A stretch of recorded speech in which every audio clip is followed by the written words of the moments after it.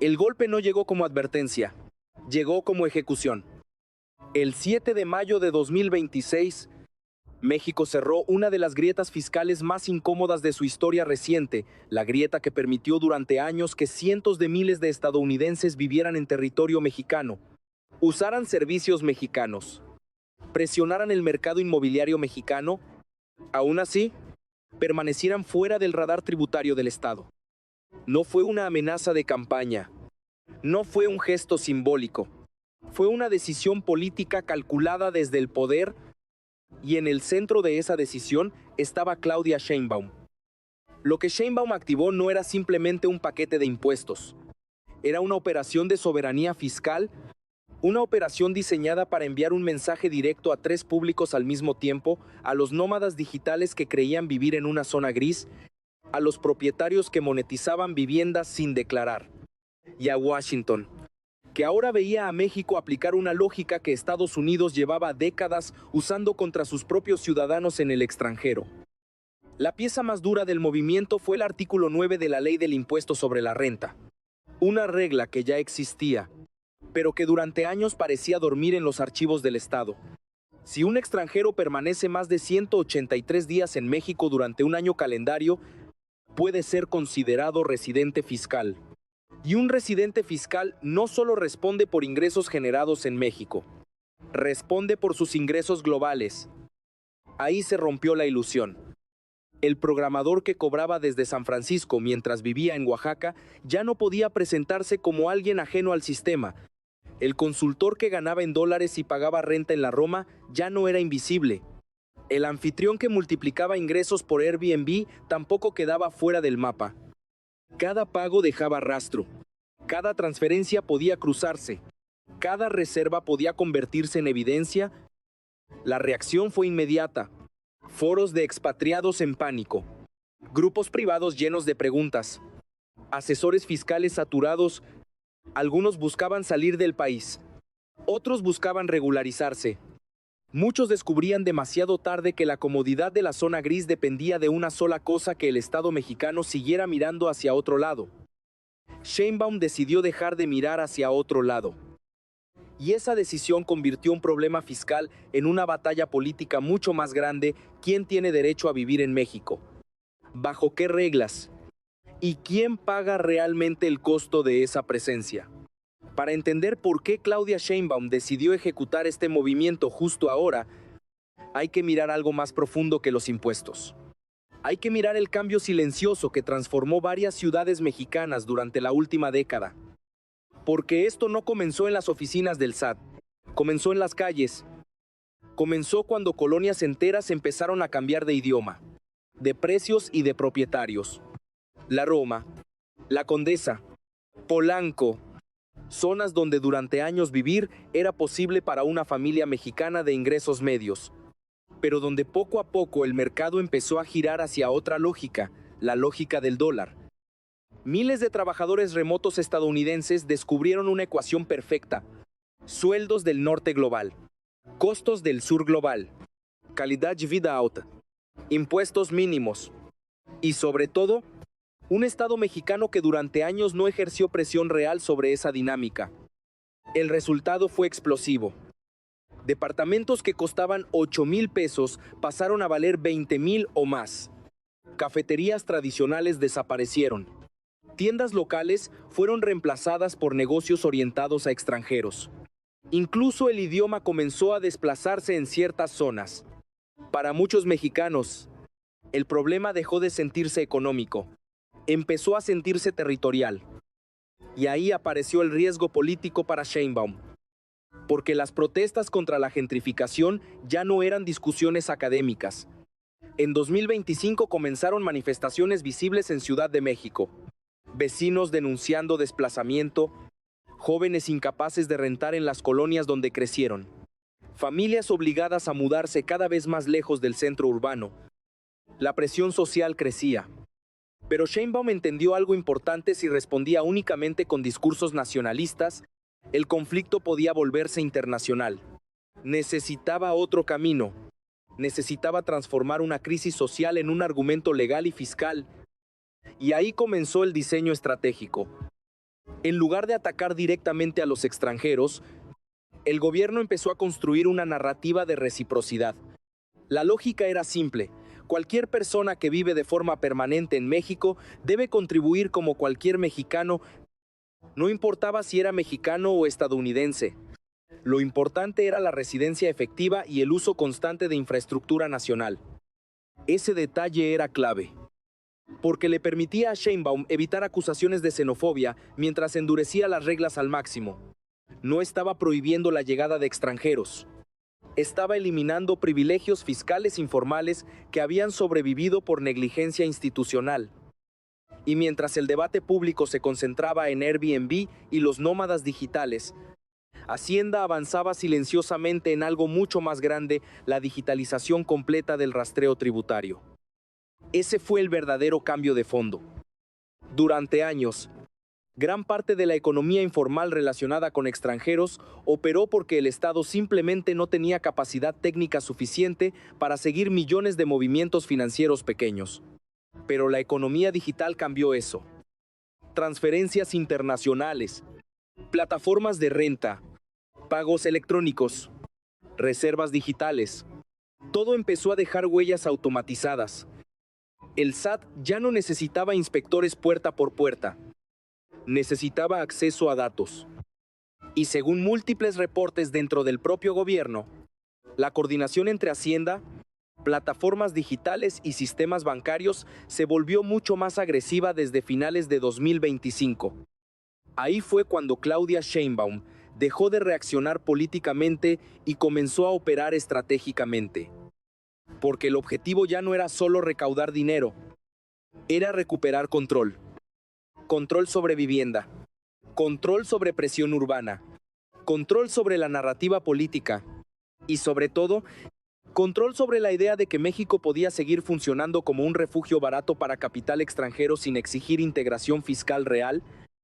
La Copa Mundial de 2026 aceleró todavía más esa urgencia.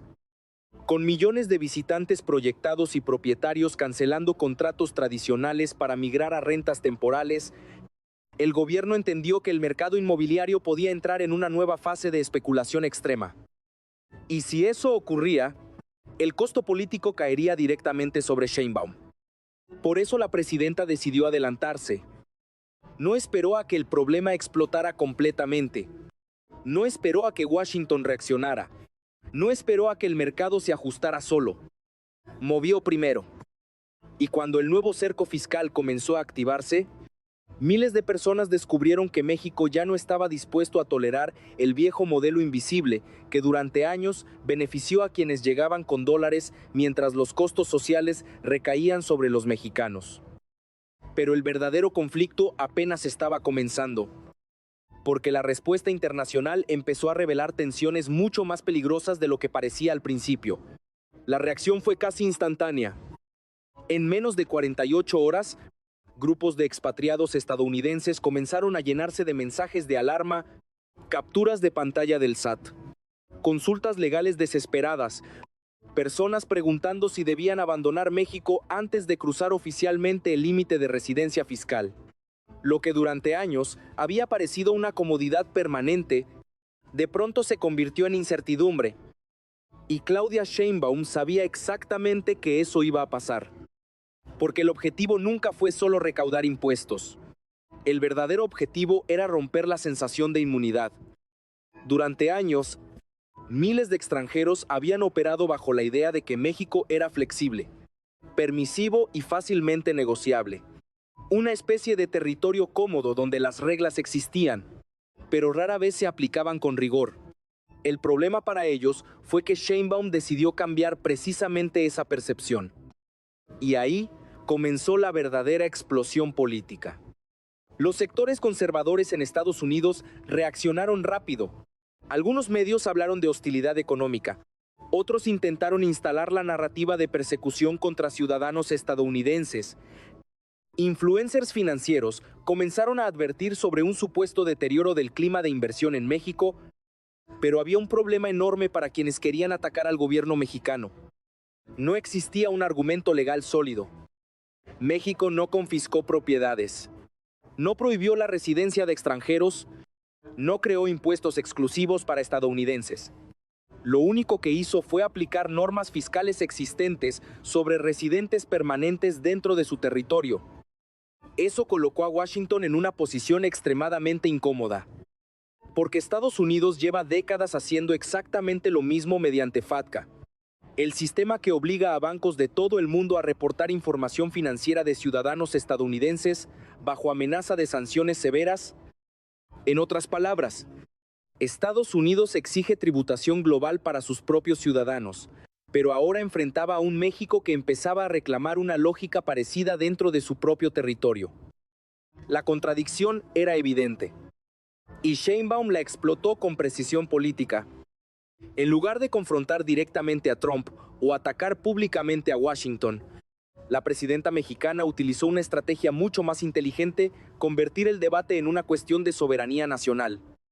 Cada vez que surgían críticas, el gobierno respondía con la misma idea central: México tiene derecho a aplicar sus leyes fiscales.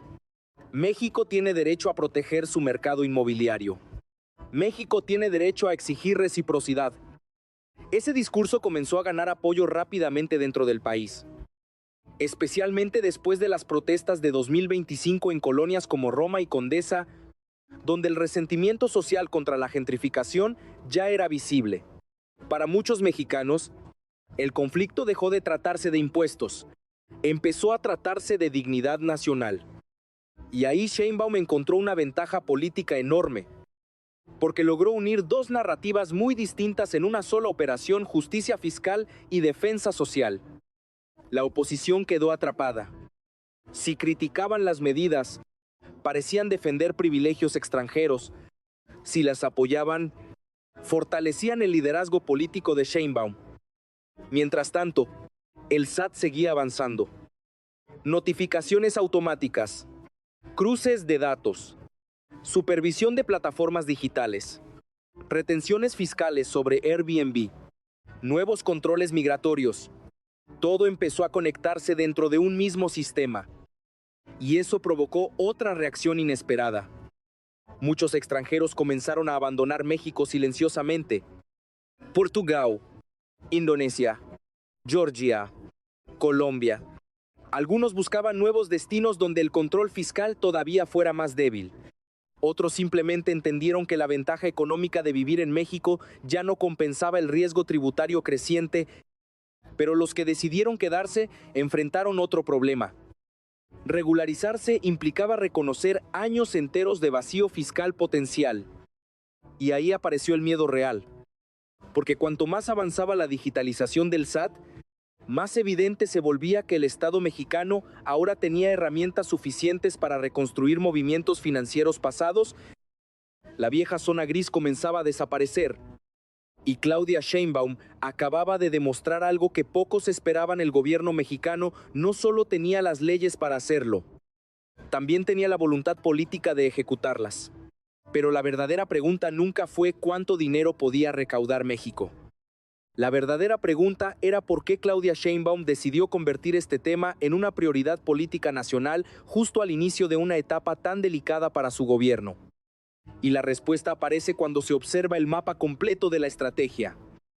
Porque esto nunca fue únicamente una ofensiva contra evasión fiscal.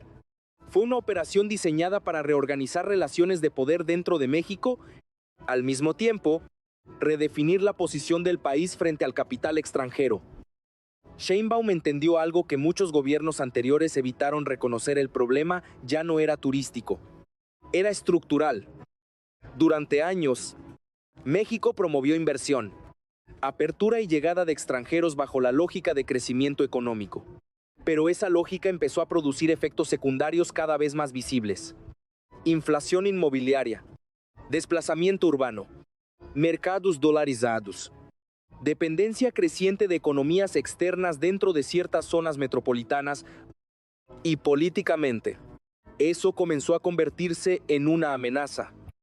Porque cada aumento de renta, cada protesta vecinal y cada colonia transformada en enclave para extranjeros terminaba golpeando directamente la legitimidad del gobierno mexicano. Sheinbaum no podía ignorarlo, pero tampoco podía reaccionar con nacionalismo improvisado. Un choque frontal contra estadounidenses habría provocado presión diplomática inmediata, fuga de inversión y un conflicto internacional innecesario. Por eso eligió otro camino. Eligió convertir el conflicto social en un problema técnico de soberanía fiscal. Esa decisión fue clave, porque una batalla cultural divide, una batalla legal reorganiza poder, y ahí es donde aparece el verdadero nivel estratégico de la operación. La presidenta mexicana construyó un discurso extremadamente difícil de atacar desde el exterior. No habló de expulsar extranjeros. No habló de cerrar fronteras. No habló de castigar nacionalidades específicas. Habló de reciprocidad. Si una persona vive de forma permanente en México, utiliza infraestructura mexicana y participa activamente en la economía mexicana, entonces debe contribuir bajo reglas mexicanas. Ese marco narrativo cambió completamente el tablero. De pronto, cualquier crítica internacional podía interpretarse como defensa de privilegios fiscales, y cualquier intento de presión estadounidense chocaba contra una contradicción gigantesca. Washington lleva décadas aplicando exactamente el mismo principio a escala global mediante FATCA y otras herramientas tributarias. Sheinbaum utilizó esa contradicción como escudo político. Y mientras el debate mediático explotaba, Hacienda avanzaba silenciosamente en algo todavía más importante: consolidar la capacidad tecnológica del SAT. Ese punto es fundamental, porque durante años, el Estado mexicano tenía leyes suficientes para fiscalizar residentes extranjeros, pero carecía de capacidad operativa para hacerlo masivamente. La economía digital cambió por completo esa ecuación. Cada plataforma genera datos, cada pago deja registro, cada reserva produce información verificable. Airbnb, transferencias bancarias, tarjetas internacionales, pagos digitales, movimientos migratorios. Todo comenzó a integrarse dentro de un ecosistema de vigilancia fiscal mucho más sofisticado. Y Sheinbaum entendió el potencial político de esa transformación tecnológica, porque un gobierno que controla información financiera, controla capacidad de presión. Ahí aparece otra dimensión de la estrategia. La ofensiva fiscal también sirve para fortalecer autoridad estatal en un momento donde muchos gobiernos del mundo están perdiendo capacidad de regulación frente a plataformas digitales y flujos económicos globalizados. México decidió enviar un mensaje completamente distinto. Las plataformas operan bajo reglas mexicanas. Los residentes tributan bajo leyes mexicanas. Y el Estado conserva la última palabra dentro de su territorio. Ese mensaje no estaba dirigido solamente a expatriados. También estaba dirigido a empresas tecnológicas, fondos inmobiliarios y actores financieros que durante años aprovecharon vacíos regulatorios en América Latina. Por eso la medida tiene implicaciones regionales enormes. Colombia enfrenta presiones similares en Medellín. Costa Rica vive tensiones inmobiliarias vinculadas al turismo remoto. Argentina observa procesos parecidos en ciertas zonas urbanas. Uruguay también. Todos miran lo que está haciendo México. Porque si el modelo Sheinbaum funciona, podría convertirse en plantilla regional. Y ahí aparece el componente más delicado de toda la operación: el precedente. Una vez que un país demuestra que puede fiscalizar efectivamente residentes extranjeros digitales, otros gobiernos empiezan a considerar medidas similares. No por ideología, por necesidad fiscal y presión social. Eso multiplica el impacto político del movimiento mexicano. Pero Sheinbaum también calculó otro factor decisivo: el momento internacional. Donald Trump regresó al poder impulsando otra vez el discurso de nacionalismo económico y defensa agresiva de intereses estadounidenses. Y Sheinbaum utilizó exactamente ese contexto para blindarse políticamente. La lógica era brillante. Si Washington defendía su derecho a priorizar intereses nacionales, México podía hacer exactamente lo mismo. Si Estados Unidos exigía control fiscal global para proteger su economía, México podía exigir control fiscal interno para proteger la suya. America First encontró una respuesta inesperada: México primero. Y por eso Washington quedó atrapado. porque atacar duramente a Sheinbaum significaba admitir una doble moral imposible de sostener públicamente. Mientras tanto, dentro de México, la presidenta consolidaba otra ventaja crucial: proyectarse como una líder capaz de enfrentar presiones externas sin romper relaciones internacionales. Firme, pero legal. Dura, pero técnicamente respaldada. Y en política, esa combinación suele ser extremadamente poderosa, especialmente cuando millones de ciudadanos sienten que alguien finalmente está interviniendo en un problema que llevaba años creciendo frente a todos. Pero toda operación política tiene consecuencias. Y cuanto más avanzaba el nuevo cerco fiscal impulsado por Claudia Sheinbaum, más claro quedaba que México estaba entrando en una etapa completamente distinta de relación con el capital extranjero y con la economía digital global. Porque el impacto ya no se limitaba a los nómadas digitales. El mercado inmobiliario comenzó a reaccionar casi de inmediato. En varias zonas de Ciudad de México aparecieron señales contradictorias. Algunos propietarios aceleraron la migración hacia rentas temporales antes de nuevas regulaciones. Otros empezaron a retirar propiedades de Airbnb por miedo a auditorías fiscales más agresivas. Y mientras tanto, inversionistas extranjeros comenzaron a preguntarse si el país estaba entrando en una fase de mayor intervención estatal. Ese era precisamente el riesgo más delicado para Sheinbaum. Si endurecía demasiado las reglas, podía generar incertidumbre económica, pero si retrocedía, perdería autoridad política y legitimidad frente a millones de mexicanos que ya percibían la gentrificación como una amenaza directa. La presidenta eligió avanzar, y lo hizo aprovechando otro factor estratégico: el Mundial de 2026, con millones de visitantes proyectados y precios de alojamiento disparándose. El gobierno entendió que el país estaba a punto de entrar en una ola especulativa todavía más agresiva. Propietarios cancelando contratos tradicionales, familias desplazadas, plataformas digitales multiplicando ganancias, colonias completas transformadas para consumo temporal extranjero. Sheinbaum decidió actuar antes de que esa explosión alcanzara niveles inmanejables. Por eso aparecieron límites regulatorios sobre plataformas de renta corta. Por eso crecieron las restricciones sobre uso intensivo de viviendas para alquiler turístico. Y por eso el gobierno comenzó a insistir públicamente en una idea central: el Mundial no podía convertirse en excusa para expulsar mexicanos de sus propias ciudades. Ese discurso conectó profundamente con sectores urbanos, especialmente jóvenes y clases medias que llevaban años sintiendo que el mercado inmobiliario se volvía cada vez más inaccesible. Y mientras la popularidad interna de la medida crecía, afuera comenzaban nuevas preocupaciones. Fondos de inversión y consultoras internacionales empezaron a observar algo importante: México estaba demostrando capacidad política para intervenir sectores vinculados a plataformas globales sin colapsar económicamente. Eso alteraba expectativas.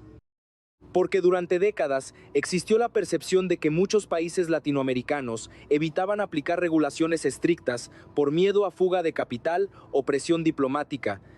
Sheinbaum estaba rompiendo parcialmente esa lógica. Y ese cambio comenzó a generar imitaciones silenciosas. En Colombia aparecieron debates sobre regulación de vivienda turística. En Costa Rica crecieron propuestas para revisar obligaciones fiscales de residentes extranjeros. Incluso algunos gobiernos locales en Sudamérica comenzaron a estudiar mecanismos similares de control tributario digital. México se convertía en referencia regional. Pero el conflicto más importante seguía ocurriendo dentro del propio país, porque la medida también reveló divisiones profundas entre distintos sectores económicos mexicanos. Empresarios ligados al turismo advertían riesgos para inversión extranjera. Algunos desarrolladores inmobiliarios presionaban discretamente para frenar nuevas restricciones. Plataformas tecnológicas buscaban negociar márgenes regulatorios menos agresivos. Sin embargo, Sheinbaum mantuvo la misma línea.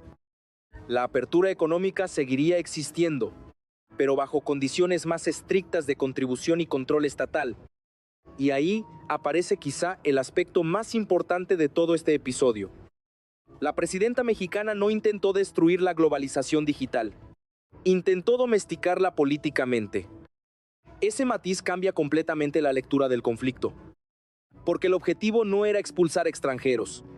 El objetivo era impedir que ciertos sectores operaran por encima de las reglas nacionales simplemente porque manejaban dólares, plataformas tecnológicas o movilidad internacional. En otras palabras, Sheinbaum estaba redefiniendo el equilibrio entre hospitalidad y soberanía. Y eso tiene efectos de largo plazo. Los extranjeros que decidan quedarse en México probablemente tendrán que integrarse más al sistema fiscal formal. Las plataformas enfrentarán controles más fuertes. Los movimientos financieros serán cada vez más rastreables. Y el SAT seguirá ampliando capacidades digitales porque ahora existe respaldo político para hacerlo.